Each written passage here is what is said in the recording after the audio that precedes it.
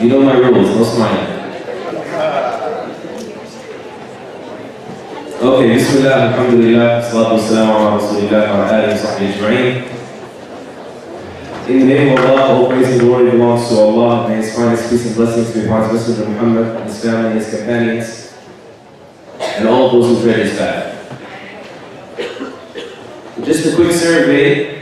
Who has felt like they developed some context now, or are developing more context with this conference about the Prophet's life than you had before? Alhamdulillah. Allahumma lakal hamd. Allah accept from us and you. Say Ameen. Okay.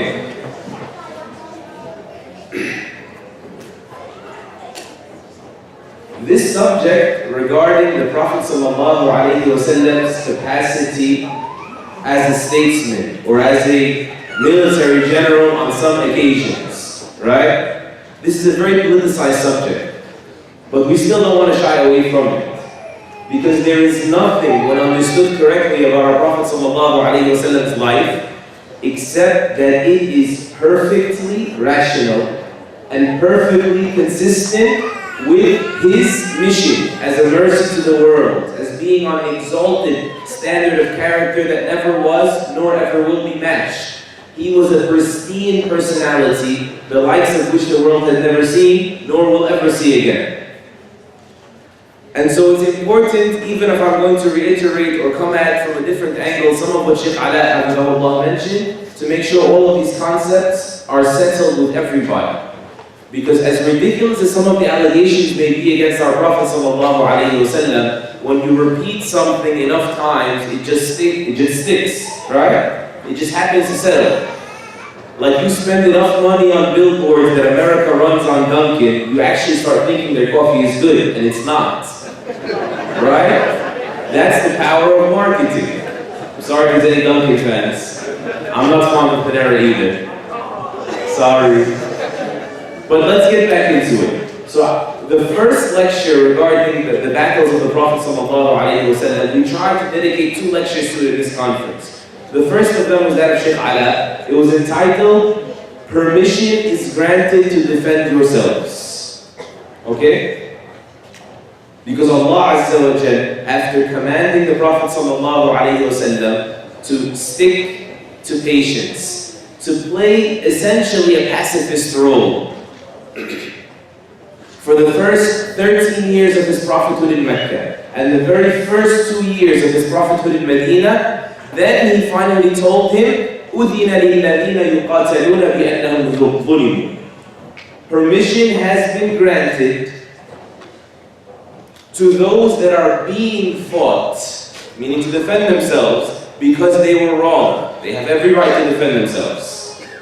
And so this happened in the Battle of Badr, when an army came after them. And then they were relentless. The year after this, Quraysh, the Meccans, the pagan Meccans, come back with an army 3 times its size of Uhud, with 3,000 people. And Allah Azza wa Jal again grants His Prophet ﷺ victory. Except for a very unfortunate mishap after that victory, people forgot the command of the Prophet ﷺ, and so there was very tragic casualties when they ran for the spoils too early. And Allah reprimanded them, even though they were still bleeding. Even though they were still bleeding, Allah still pointed out their mistakes. When their wounds were still open, Allah told them, I don't play favoritism for anyone.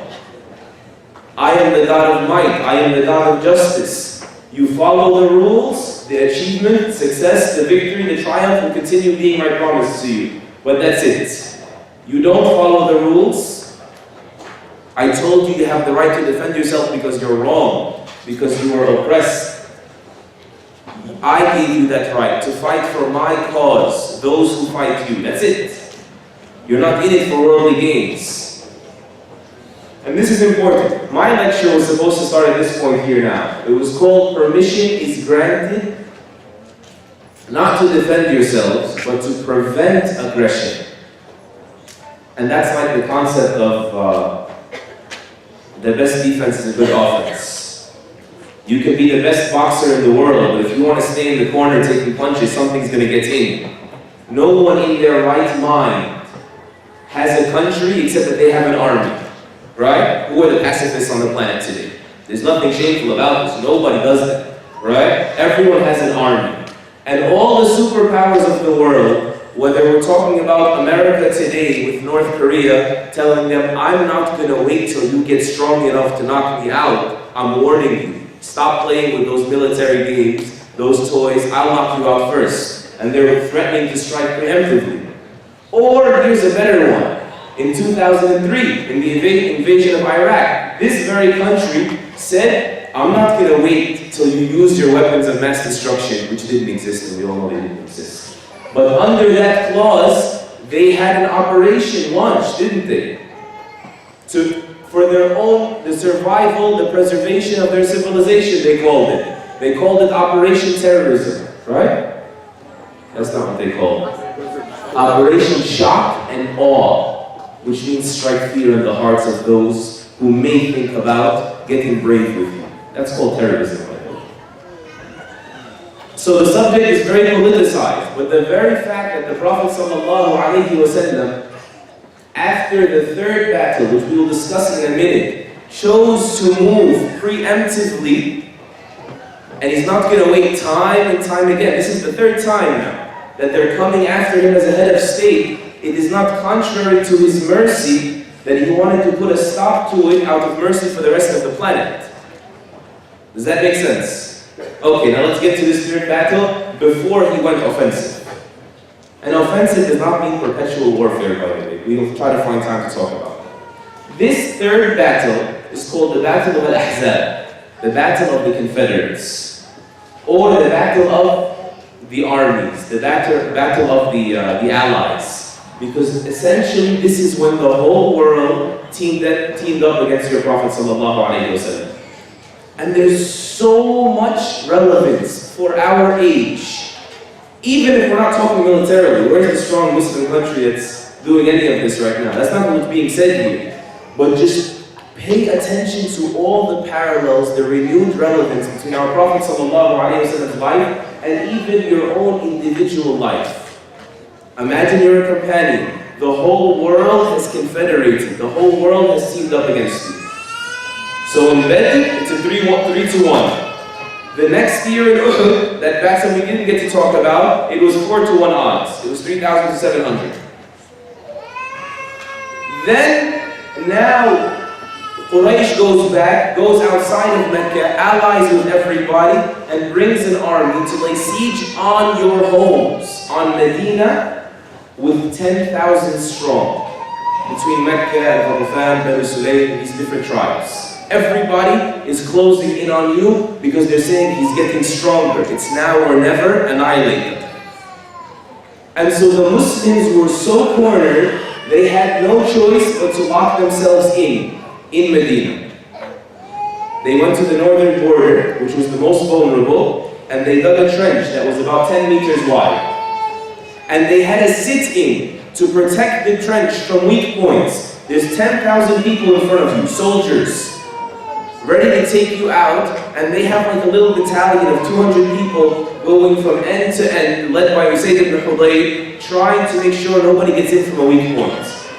But that's not all. They run out of food. They said we could see the Prophet ﷺ digging the trench with us. When his shirt got lifted, he had tied a stone on his back, on his stomach. Meaning he had a rock that they fastened it on their stomach. It's almost like you compact your stomach. You know, you wear those tight things so you don't have an appetite, so you don't need to eat. They were forced to do this. On top of that, it was so cold that they would dig holes for themselves, graves at night, and go inside these holes, try to find some sort of warmth, get away from the wind, have some body heat reverberate back to them. That was it. To the point that Hudayfa radiallahu anhu, he says, one night the Prophet ﷺ told us who's going to go find out, like leading envoys, a scout, find out what the opposite army is convening about, who will go get me their news, and for them is paradise. These are the Sahaba, these are the companions of the Prophet ﷺ that did everything for paradise. They were willing to give up their lives for paradise. Not because Islam promotes killing yourself, not because Islam is a death cult, But it did promote these values of valor because unfortunately this is a reality in our world. Sometimes lives have to be sacrificed to save more lives for bigger purposes. We have statues all over this country, by the way, of people that sacrificed the greatest sacrifice to put up the flag and to, make the army established. And so he said, who wants it for paradise? Hudayfa said, nobody moved this time. It was that cold. And then he said, Hudayfa, get up. So I had no choice. Like it was an option. Who wants paradise? They were dying a slow death in this cold. So everyone was like hesitating for someone else to take it. But when he commanded Hudayfa knew that disobeying the Prophet ﷺ is unbefitting of us, unbecoming. And then this didn't happen for a day or two or three. This was relentless. This happened night and day, no sleep, for 30 days. And so you're thinking, if you're in this situation, the Muslims are absolutely finished. It was just a matter of time. And the Muslims are finally done. The whole world has teamed up against them. But were they going to be finished? No. They were going to come out of this stronger than ever. But there was first one more test. They first had to face the earthquake. Not a physical earthquake, but an earthquake that rattles your faith. The heat got, figuratively speaking, got turned up even hotter on them. There was this period of earthquake happens to every people and happened with every prophet before the victory of Allah came. This is a phase that has to come. The final toughest test. Allah speaks about it in the Quran in this battle, the battle of Ahzab, which is also known as the battle of the trench. Allah says, إِذْ جَاءُوكُم مِّن فَوْقِكُمْ وَمِنْ أَسْفَلَ مِنْكُمْ. When they came at you from above you, from the north side of Medina, and from below. Why from below? You know what the earthquake was? They realized that the non-Muslims they were coexisting with, the tribe of Banu Qurayza, the Jewish tribe in Medina, had just sold them out. And it's going to bring them in from the south side. And so you're up here in the trench, and your wife and your kids are all back there in the houses, and they just sold you out. The agreement was to protect the city together. And so when that news came, the Prophet ﷺ took his shirt and he put it over his head to contain himself. And he said, Allahu Akbar, Allah has promised us victory, but not everyone's going to handle it like a prophet. Allah says when they came from above and from below, وَإِذْ زَاغَتِ الْأَبْصَارِ, and when the eyes went blurred, when you're so scared you can't see straight, that's what this verse is talking about. وَبَلَغَتِ الْقُلُوبُ الْحَنَاجِرِ. The Quran describes that moment, that quake moment, saying, and your hearts reached your throats. You're so scared you can't breathe? It's as if your heart has been lodged in your throat. Allah's saying, and the hearts reach the throat, wait. وَتَظُنُّونَ بِاللَّهِ الظُّنُونَ, and you start thinking things about Allah. You start wondering, didn't Allah promise to support us? Didn't He say so long as we're with Him, He's with us? Didn't He say if we answer His call, He's going to answer our... These thoughts are bubbling now, right? And you begin to think thoughts about Allah. Allah says, هُنَالِكَ ابْتُلِيَ الْمُؤْمِنُونَ وَزُلْزِلُوا زِلْزَالًا شَدِيدًا. At that moment, the believers were severely tested and they were quaked. They were shaken to the core. And so this has to happen. This point of quaking is a very important lesson. It has to happen. But when it happens, know that victory is near. As the other ayah says, don't you know? You think you're going to enter paradise. Allah told the companions. And you don't know what happened to the previous prophets and messengers. They were quaked till the core. Their lives were put at stake. Are you willing? Are you not willing? Are you true on your sale to God or not? The followers of Jesus were thrown to the lions. They were, Allah says, and when they said, where is the support of God? Allah said, know that the support of God is unquestionably close. أَلَا إِنَّ نَصْرَ اللَّهِ قَرِيبٌ. But why does Allah let that happen? Like, why does He let a person, the believers, get to a point where their faith is shaken? They're about to waver in their deen. Because this is a gift from Allah subhanahu wa ta'ala if you're a believer. You know what that gift is? The first angle of this gift is the gift of desperation. One of your biggest hindrances from accessing Allah is you thinking you don't need Him. So when He shows you there's nothing but me, you go to Him. So He kind of opens that window for you with a hammer called hardships to break all the fake lies you've sold yourself throughout life. So they had one last support system. It was the Jews covering their back in Medina, Banu Qurayza. Allah said that one's also gone. So now their belief in Him, there's no one left but Him. That's when it gets tested. There's also another reason as well. That Allah only sends His support, His relief, in the most appropriate time. Like, think about it. If Allah, when these thoughts start bubbling in someone's mind, when they're facing a hate crime, facing persecution, facing all these pressures about their religion, think about yourself. For some people, even for a believer, it taking too long could cause you to speak something or do something that jeopardizes your faith. Right? And so Allah sent His victory. He did right before that happened. So if it was any later, they could have fallen on their heads. They could have fallen out of Islam. They could have done what the hypocrites did in that moment. We'll get to it in a second. What happens if the victory was early? Like they just lasted 10 days, and then before it got really tough, before the earthquake moments, victory came. What would happen? You can tell your children, we were strong. We stood firm. We were patient. We were gladiators. We were giants. We were titans. You should have seen us at Ahzab. You become very conceited, right? And so Allah, subhanAllah, Allah sometimes breaks you for your own good, to show you only I make Muslims Muslim. Only I make believers believe. If it's not for my support, you know the Sahaba were saying this when they were digging the trench. They were saying, Wallahi lawla Allahu mahtadayna, wala tasaddaqna, wala sallayna, fa'anzilan sakinatan alayna, wa thabbit al-aqdama in laqayna, inna al-ula qad baghaw alayna, wa in aradu bina fitnatan abayna, wa yuraddidu nabiyyuna alayhi salatu wasalam, abayna. They say, were it not for Allah, we would have never been guided. Nor would we have ever given a penny in charity, nor would we have ever prayed.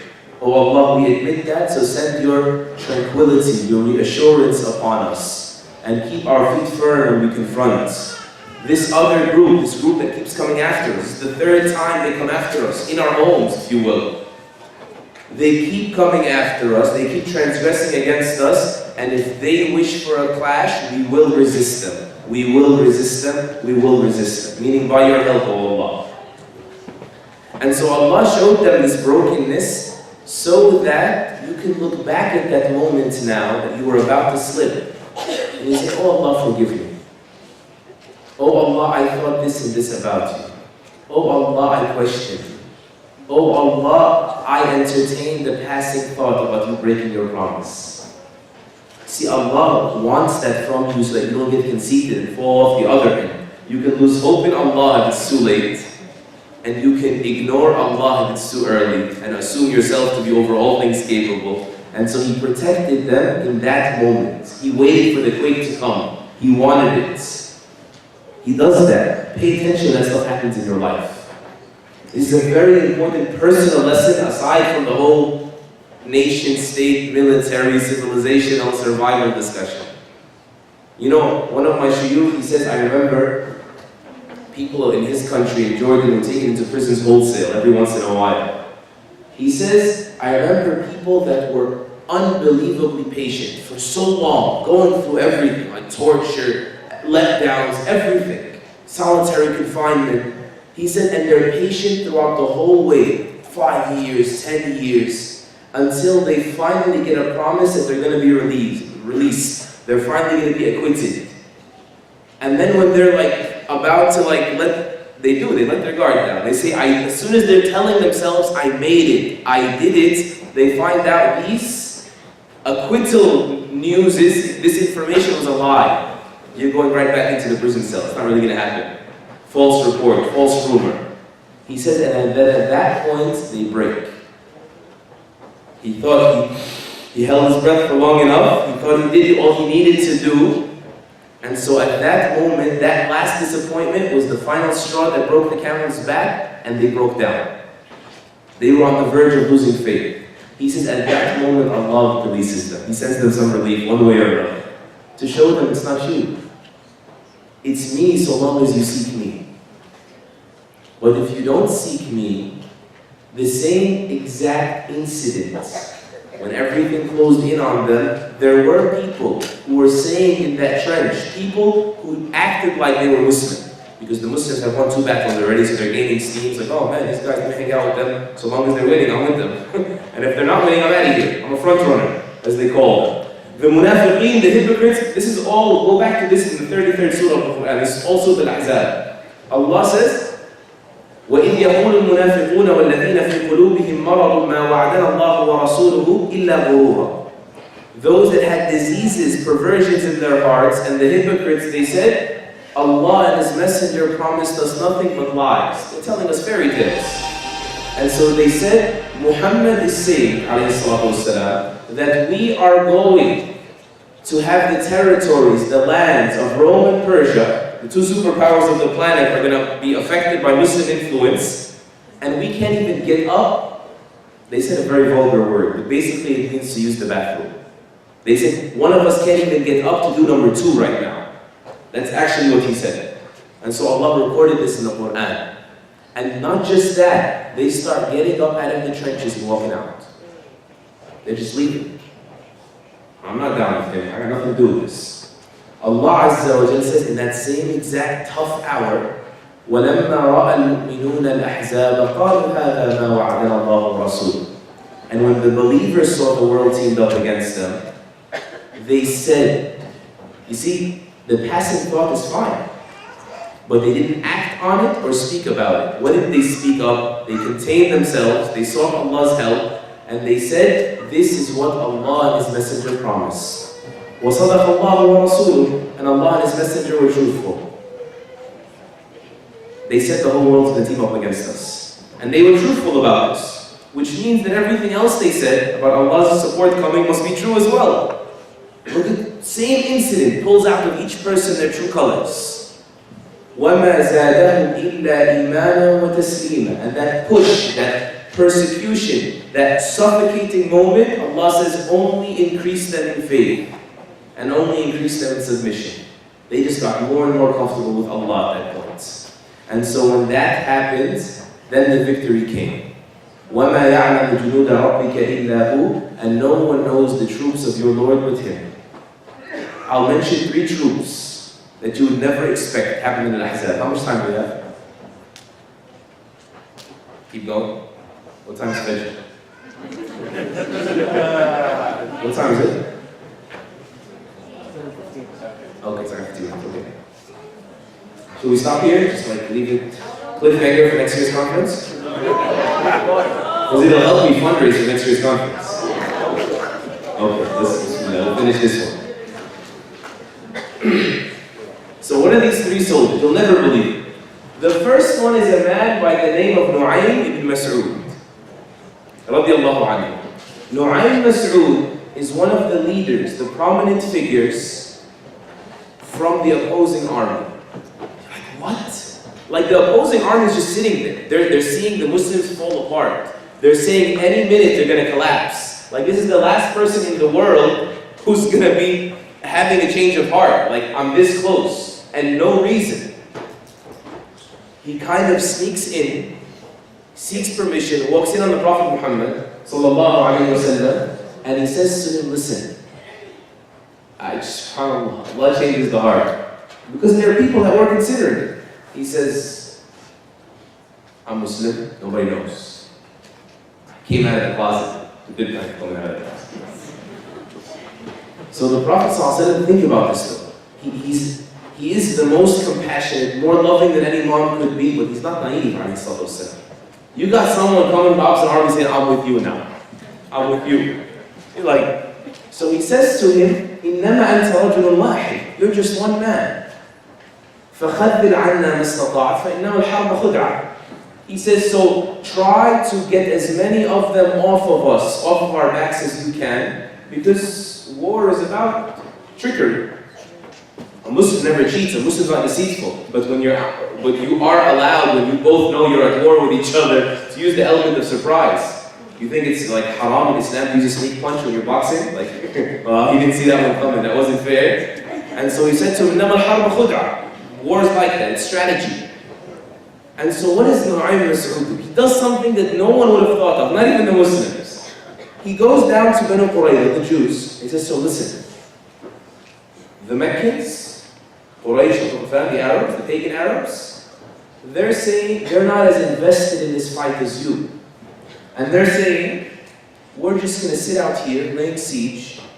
If we win, we win. And if we see the hands turning against us, we'll just leave. We'll go back home. No loss. Their families aren't there. The Jews are there with their families. They live there.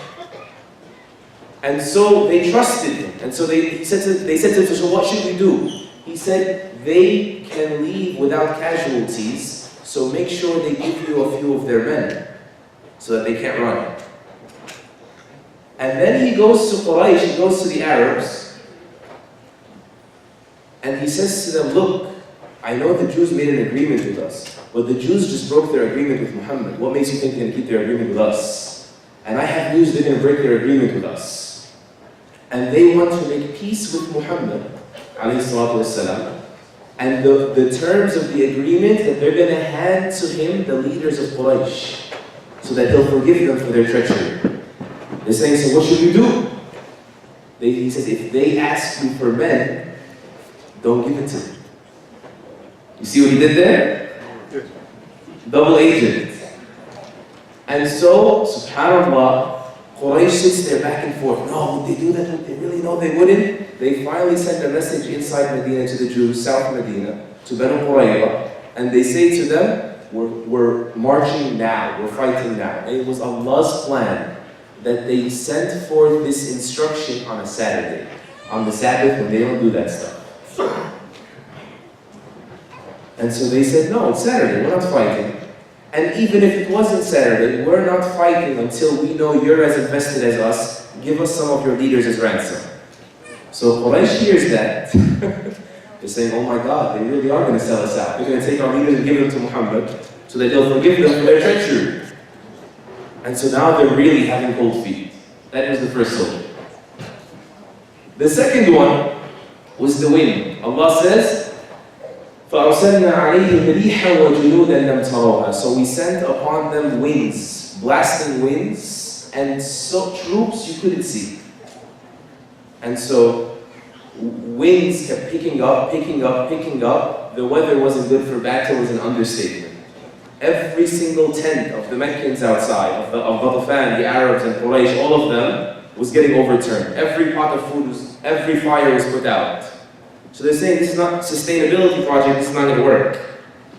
We really should reconsider, we got to go home.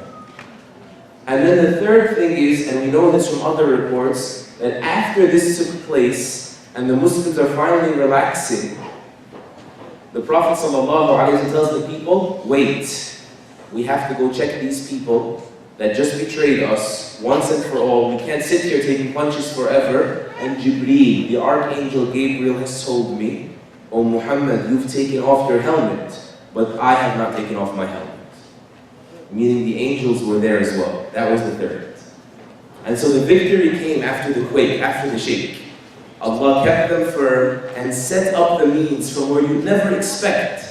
So long as you're with Him, He's with you. And so that was when the Prophet ﷺ finally said to them, الآن نغزوهم ولا يغزونا. From now on, we're going to have to be attacking them. They will not attack us anymore. And so I just can come full circle and come back to this point. Our religion, the Prophet ﷺ did this in his capacity as a head of state. And he did everything he could to avoid this, ﷺ. Right? Like 13 years in Mecca and 5 years in Medina, just taking it on the receiving end. But when there is no other option, our religion just doesn't live in a utopia. It engages reality. And so our religion is a religion of mercy, and that is the default, but it's also a religion of strength, as we say. And so Islam tells you, excessive mercy, you get run over. It's not proper, not conducive to health, well-being, survival. And they give me, and at the other, like if you have so much mercy, some of the scholars say that you're not going to accept surgery to save somebody's life. Like if the general policy in a hospital is anyone that comes in, he has a cold, okay, cut his neck open, let's see what's happening inside. That's not a good policy, right? But to dismiss surgery altogether and say, come on, you're going to cut him open. Surgery is very welcome, very beautiful, as a last resort. It'll save somebody's life. Don't you agree? And so our religion is a religion of mercy. But excessive mercy is very dangerous. And so at the same time, it's a religion of strength. And it does acknowledge that excessive strength is oppression. And so it forbids that as well. And that is why in the next year, our Sheikh Sulaiman Hani will continue after Maghrib on the conquest of Mecca. The final major strand really with Quraysh happened at Al-Hudaybiyah. A treaty took place, a truce, because they finally saw that he's not going to sit around taking punches anymore. That is how he was able to make peace, alayhi salatu wassalam, by saying, no, some things are worth fighting for, and this will not continue forever. For the greater good, we will put our foot down, and we cannot get tired of saying this is, of course, the head of state making these decisions. But when he went to Mecca, alayhi salatu wassalam, I don't have time to get into Hudaybiyah, he said, okay, I'll accept the truce to preserve the sanctity of the Kaaba, and any terms they give me, I'll concede to them to preserve the sanctuary of God's house that Abraham built the Kaaba, even though I know that Quraysh has been worn down by warfare. I know I can take them now. I can annihilate them. But that's not what I'm in it for. Strength in its proper place, without oppression. Whenever he had the chance to forgive, alayhi salatu wasalam, he would. And if ever he was forced to go to war, memorize this. It was for one of three reasons. Number one, he was defending himself against an attack. Or number two, he was preventing those that were incessant, non-stop attackers. Even if it meant preemptively, it was to defend. Thirdly, and this is the proof that Islam is not selfish, it was to defend those that were being subjugated and attacked. So like, why did Islam, okay fine, Mecca Arabs got it. Why did Islam go knock on the doors of Rome and Persia? These are questions people make allegations against Islam regarding them. Why? Well, we say, why didn't they go to Abyssinia? Why didn't they fight the Turks? Because the Abyssinians were just, they were not subjugating their people. And the Turks were nomadic tribes, people just, they can't bother you. They go away, you go away, it's fine. But these were systematic regimes that subjugated humanity, suffocating tyrannies. And a Muslim does not live for themselves. If you imagine the companions of your Prophet ﷺ, why did they go out and do this? Like if they would have just stayed back after the Prophet ﷺ died, they would have lived like kings. They would have enjoyed life till they died. They were like superheroes. They were the companions of the Prophet Muhammad ﷺ. People would have been coming into Medina paying top dollar to see this guy who the Prophet spent the day at his house. Right?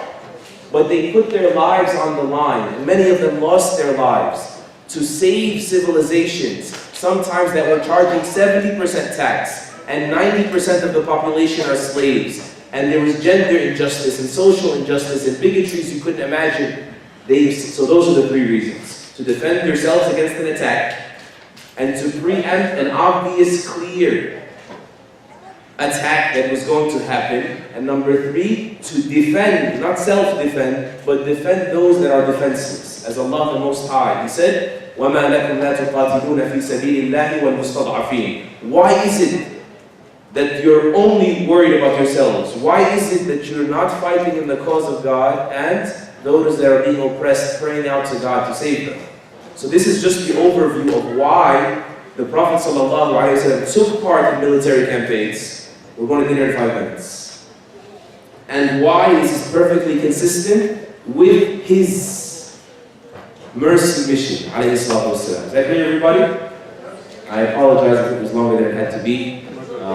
Barakallahu lakum. May Allah protect our faith and yours, and make us of those that develop that brokenness that will fill us with strength from Allah subhanahu wa ta'ala. Allahumma ameen.